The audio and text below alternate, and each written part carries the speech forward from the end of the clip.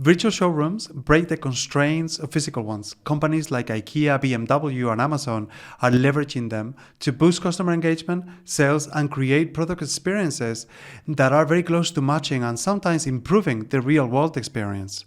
The direction of travel is very clear. So what is a virtual showroom?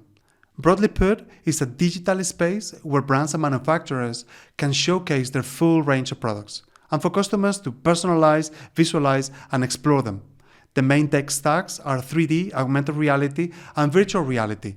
It is crucial to have solid asset libraries and great 3D models to aim for lifelike experiences. To decide how to begin, executives need to take into account these three key differentiators: the level of immersion, the quality of product visualization, and the reach and distribution.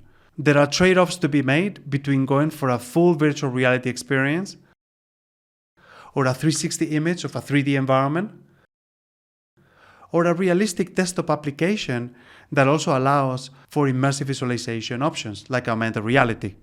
They're not mutually exclusive, but it is important to start in the right place depending on the business needs. The technology is ready for creating these kind of experiences.